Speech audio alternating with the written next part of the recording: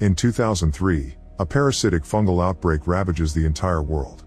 As years pass, more and more people die, as the infected transform into terrifying monsters who pass the illness through biting. 20 years after the initial outbreak, the world is in a post-apocalyptic state and controlled by a totalitarian regime. Joel starts traveling with Ellie, who is immune to the infection. Eventually Ellie is kidnapped by the Fireflies, a revolutionary militia group that is trying to find a cure. Afraid that Ellie may die during the operation to make the vaccine, Joel fights the Fireflies and rescues an unconscious Ellie from the hospital. When she wakes up and asks what happened, he lies and says that the doctors tried to make the cure using other immune people but failed. Meanwhile, the Fireflies bury all the people they lost during Joel's attack, and Abby swears revenge for the death of her father. 5 years later, Joel and Ellie are living in a community of survivors in Wyoming. Today Ellie is practicing hand-to-hand combat with the guys and is proud to win her fight. However, she gets angry when she learns that Joel asked them to pull their punches when they practice with her. A construction group working on building a new house discovers an old pipe that is filled with roots. Dina brings the news to Joel because he's the foreman and finds him fixing some breakers. She asks him to teach him, and while they chat, she realizes that he's been going to therapy. Joel asks her to keep the secret. Out on patrol, Ellie and Joel's brother Tommy kill some infected with a sniper rifle and notice that the number of infected in the area has increased. After finishing for the day, Tommy wants to put Ellie on gate watch, but she guesses Joel told him to, so she convinces him to keep her in patrol. Later a new group of refugees arrives. Maria worries about the lack of room and Joel suggests they should look after their own, which means leaving the refugees out in the wild. Maria reminds him that he was once a refugee too. Afterward Joel goes to therapy with Gail to complain about the rocky state of his relationship with Ellie. Gail points out that Joel has been going in circles for the last few sessions and should just tell Ellie the truth. To show an example of how honesty can heal, she admits that she hates Joel because he killed her husband Eugene. Then she asks him to say what he's afraid of saying, so a crying Joel says, "I saved her before leaving." The next day, Ellie goes on patrol with other refugees, including her crush Dina. On the road they discover a trail of blood, so Ellie pushes ahead while ignoring the warnings from the others. Dina follows her and together they find the bodies of a bear and several infected. It seems they killed each other in a fight. There's blood on the wall of an abandoned market that indicates there may be a surviving infected inside, so the duo goes in to investigate. When they approach a window, they hear some noises that indicate there are two infected. The girls split and Ellie finds an infected first. She jumps on its back and stabs it until it falls dead. Dina joins her after killing the other one, and on their way out, Ellie steps on a deteriorated floor area that breaks and makes her fall. While Dina searches for an exit, Ellie looks around and finds an infected. She gets her gun ready and yells at the creature, who quickly runs away. Ellie goes after it and the infected tries to attack from behind, but she hears it and opens fire. The monster dodges it and attacks Ellie from the side, managing to bite her stomach in the struggle. Thankfully Ellie has a second gun and uses it to kill the infected. When Dina finally finds her, Ellie makes sure to hide her injury.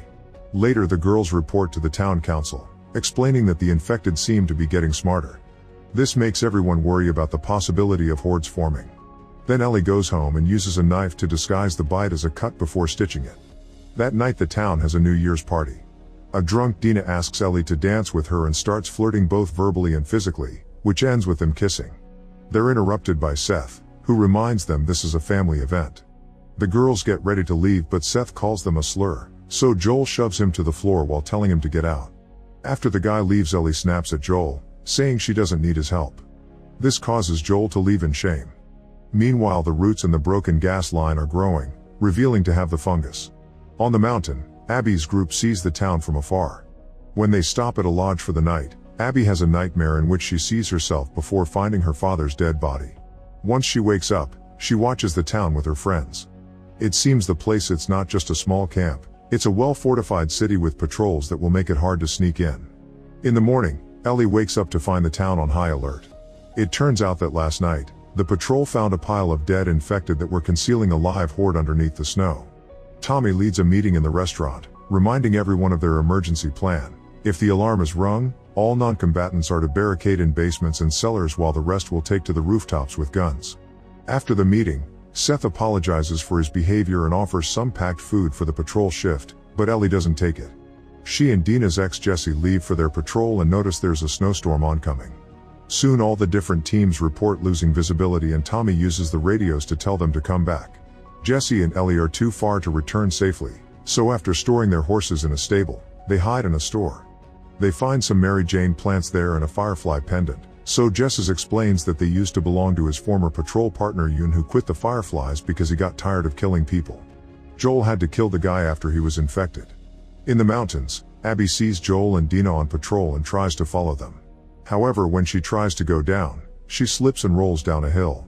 This area is full of infected buried in the snow, who immediately wake up when they hear her. A chase ensues and Abby reaches the wall surrounding a copper mine.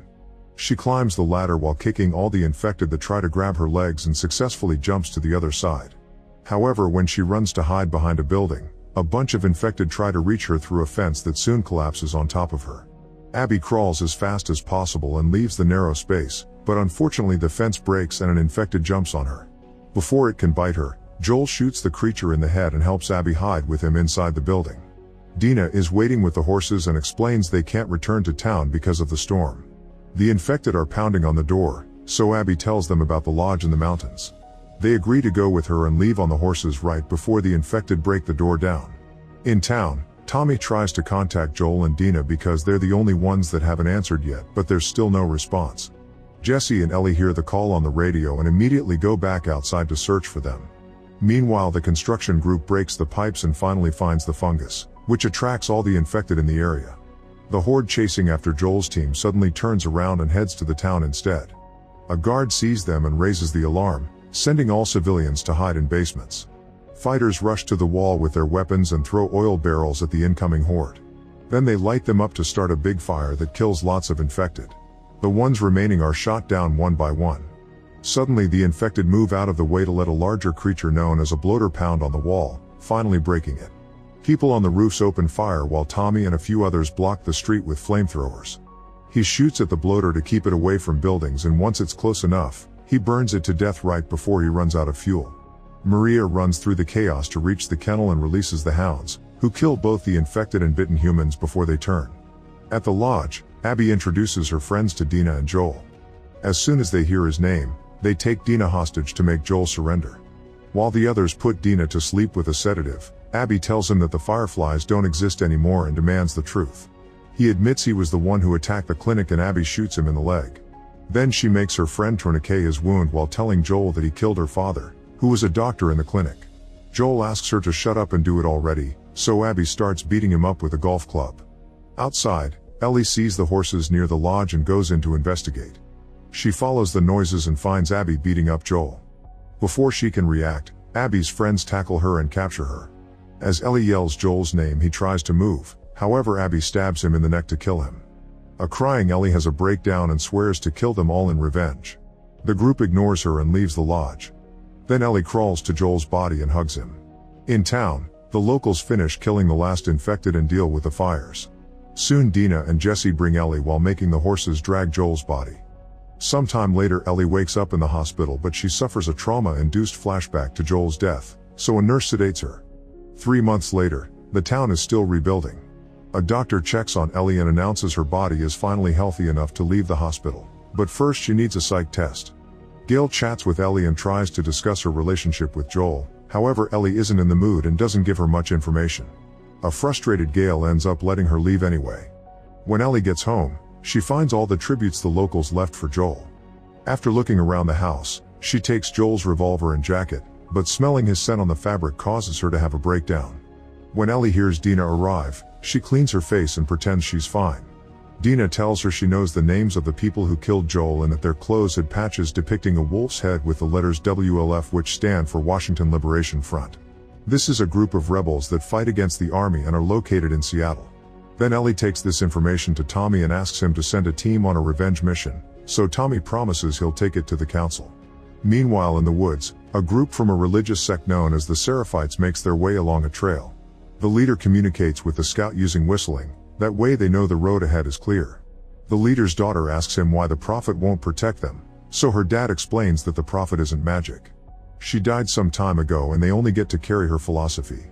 Suddenly the scout sends a warning whistle that means wolves are coming, so everyone rushes to hide. The next day the council discusses whether they should send out a team to hunt down Joel's killers. Many people argue against it, pointing out that they can't spare anyone when they're still rebuilding and need security at the wall. Seth shocks everyone by voting in favor of avenging Joel. Ellie has prepared a whole speech and explains that this isn't about revenge, it's about justice. It gets her some support, but in the end the vote against the plan wins. Refusing to give up, Ellie rushes home and starts packing to leave alone. Dina visits her and surprises her by saying she's coming too. She's even prepared a safe route on a map. In the middle of the night, the girls meet with Seth, who brings them a horse and better weapons. Ellie shakes his hand before they leave. In the morning, they stop by Joel's grave and Ellie gets to say goodbye by leaving some coffee beans. For the next few days, the girls ride the horse to travel and keep themselves entertained with road games or stories. One night they stop to camp because of the heavy rain, and they finally discuss the kiss.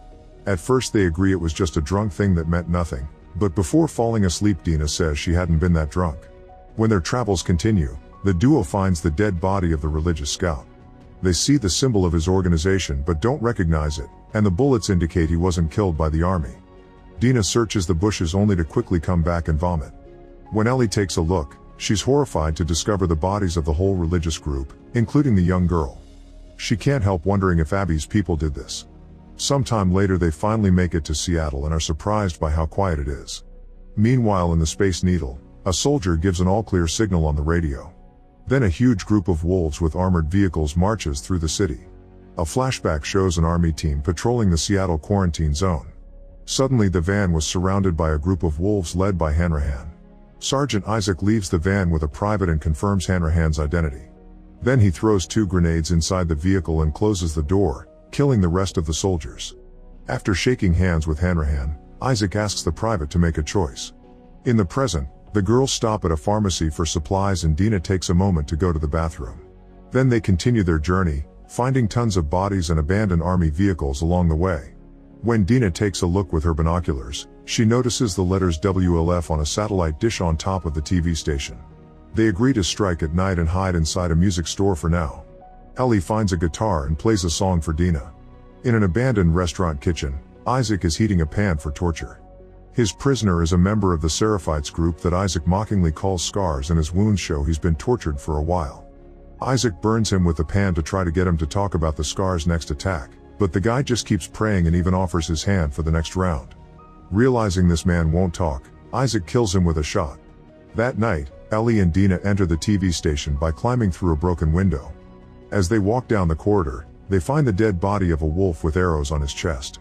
In another room, they're horrified to discover dead mutilated wolves hanging from the ceiling and Dina vomits. There's a blood graffiti that says "Feel her love" with the symbol they saw in the woods, which means this was done by the religious group. Hearing some static, Dina grabs a radio from one of the bodies and turns it off. At that moment the girls hear the wolves coming, so they hide. The soldiers come in and start gathering the bodies. They're eager to kill the Scars that did this, even though Isaac told them to capture them alive. Ellie manages to sneak out of the room and tries to open a window to no avail. When a soldier follows the noise, she tackles him from behind and starts choking him. Soon another man comes to rescue his friend, but he's shot first by Dina. While Ellie stabs the first soldier's neck to kill him, Dina shoots the window. Now the girls can climb down the emergency stairs and escape right before the soldiers open fire. After lots of running, the girls open the door to the transit tunnel. It's blocked by debris, but there's a passage big enough for them to crawl through. However, the soldiers can't follow them because they don't fit. Eventually the girls make it to the subway tunnel, but unfortunately the soldiers find another entrance and start throwing flares to find them. The flames activate some of the fungus, and soon a horde of infected emerges from the tunnels. While the soldiers fight with open fire, Ellie and Dina hide in the train, which is full of skeletons. The infected are coming after them, so the girls quickly cross cars and lock the door behind them. More infected start breaking the windows and reach inside for them. Ellie shoots at them while Dina opens the emergency hatch on the ceiling.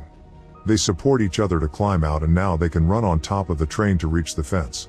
They climb over it and take the broken escalator right before the infected could reach them. The front gate is quite rusted and the girls have trouble moving it. Suddenly an infected appears behind Dina, and when it's about to bite, Ellie offers her arm and gets bitten instead. Dina uses the chance to kill the creature, and then they finish moving the gate. By the time the fence breaks and the infected reach the gate, the girls are already outside. Afterward the girls hide inside a theater and barricade the door. Dina gets her gun ready to kill Ellie, who has no choice but to reveal she's immune. When Dina doesn't believe her, Ellie proposes that she can go to sleep and Dina can keep watch with the gun pointed at her. If she turns, she's allowed to kill her. If she wakes up the same, it's proof of her immunity. A few hours later, Ellie wakes up and shows Dina her bite wound, which doesn't have any signs of fungus. A crying Dina admits that she's pregnant and drops her gun. Overcome with emotion, the girls kiss and end up getting dirty on the floor. The next morning, Dina realizes that Ellie's tattoos are meant to cover up previous bites. She then explains she knows she's pregnant because she took several pregnancy tests at the pharmacy. At that moment, the radio that Dina stole reports a retreat after the attack in the subway.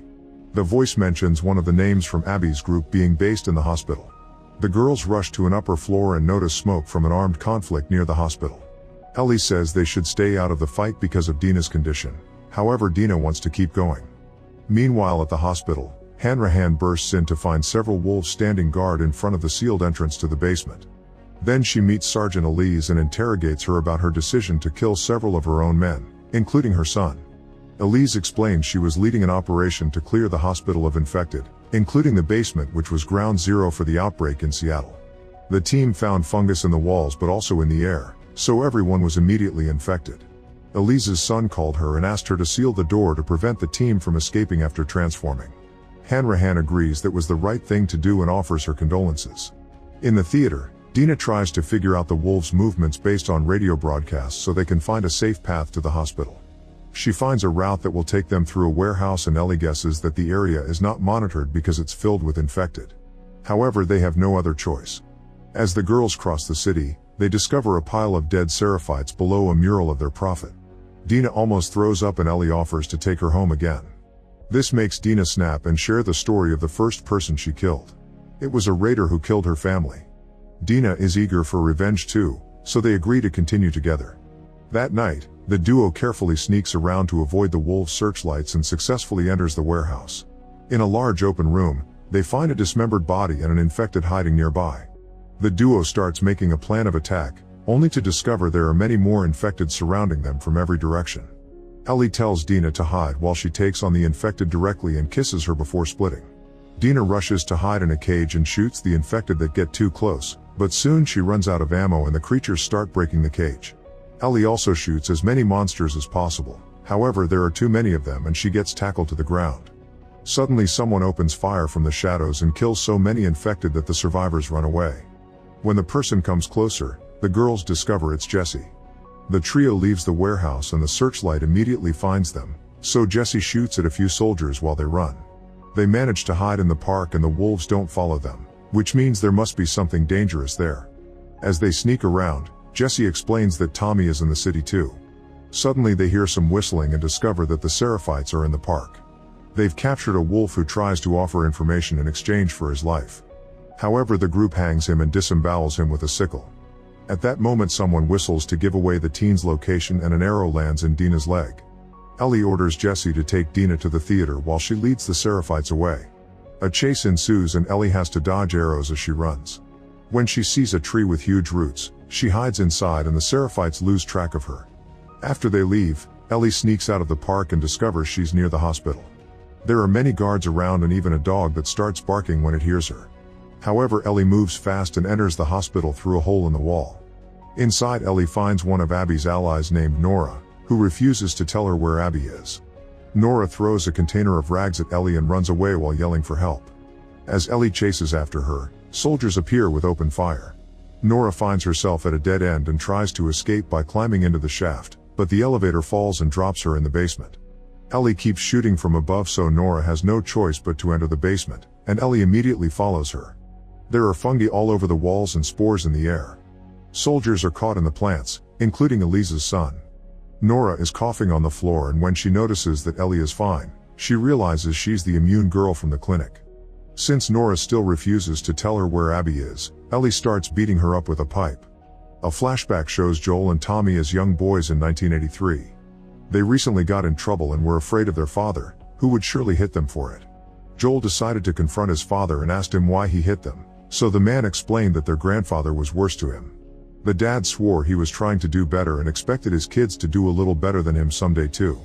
In 2024, Tommy brought a loopy Ellie to her room, explaining to Joel that she was on painkillers after burning her arm during kitchen duty. Ellie admitted she wanted to be able to wear short sleeves again, referring to the bite scar that her burn now covered. The next morning it was her 15th birthday, so Joel surprised her with a cake and a guitar that had carved details he made himself. After eating, he played a song for her and promised to teach her. In 2025, Joel took Ellie on a field trip for her 16th birthday. They found a T-Rex statue that Ellie excitedly climbed before Joel took her to the museum to admire the space exhibit. They entered the real Apollo 15 command module and Ellie happily played with the switches. Then Joel gifted her a cassette tape with a recording of the countdown and launch of Apollo 11. Ellie vividly imagined herself launching into space. In 2026, Joel arrived home for Ellie's 17th birthday with another cake. When he entered Ellie's room, he found her and another girl putting their shirts back on. As the girl left, Joel noticed she had an ink gun and discovered that Ellie was getting tattoos, not to mention the Mary Jane smell. He snapped and scolded her for doing dumb teenage things, so they ended up arguing.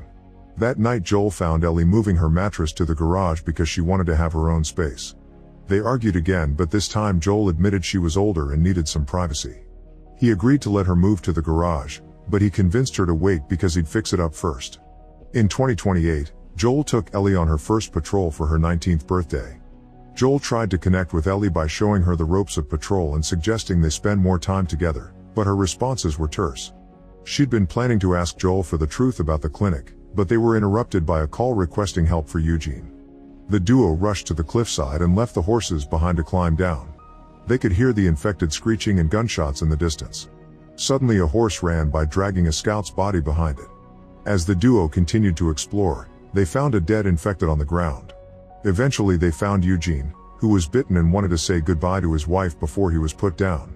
Ellie made him count to 10 and extend his hand to confirm there was no shaking, which meant they still had enough time before the transformation. Joel asked her to get the horses, but after Ellie left, he took Eugene to a private spot and shot him. During the trip back, Ellie refused to talk to Joel. In town, Joel presented the body to Gail and invented some sweet last words from Eugene before telling her he self-deleted. A crying Ellie revealed the truth and Gail slapped Joel before sending him off. 9 months later, after the New Year's party, Ellie brought up the Eugene issue again and wondered if Joel lied about the clinic too. This time Joel finally admitted the truth. There were no other immune people and he took Ellie because the operation would have killed her. Ellie got furious because she thought that had been her purpose and he took it from her. Joel said that he would do it again because he loved her in a way she could never understand. He could only hope that one day she could be a little better than him with her own kids. In the present, Jesse takes care of Dina's arrow wound. He uses alcohol to disinfect it and asks her to drink a bit to deal with the pain, but she refuses without telling him why. Moments later Ellie comes back and is relieved to find Dina resting well. While Dina takes care of her girlfriend's wounds, Ellie explains that Nora mentioned Abby's location as a word she couldn't understand. It sounded like whale or wheel. She admits she left Nora to die and is scared of how easy it was. Then she tells Dina everything about the cure and the clinic incident. Dina doesn't know what to think and announces they should go home before turning away from Ellie. The next day Dina gives Ellie her bracelet as a good luck charm. Then Jesse and Ellie leave for the bookstore, where they're supposed to find Tommy. During their walk Jesse reveals he knows that Dina and Ellie are a couple now and wonders why Dina kept refusing alcohol. Ellie refuses to say anything, but Jesse keeps talking until he guesses Dina is pregnant with his baby and complains about his child being stuck in a war zone because of Ellie. Moments later, when the duo tries to take shelter from the rain, they hear gunshots and rush to hide. They watch how some wolf soldiers surround a Seraphite boy and take his clothes off to prepare him for torture. Make sure to subscribe and turn on notifications so you can watch more videos like this. Thanks for watching.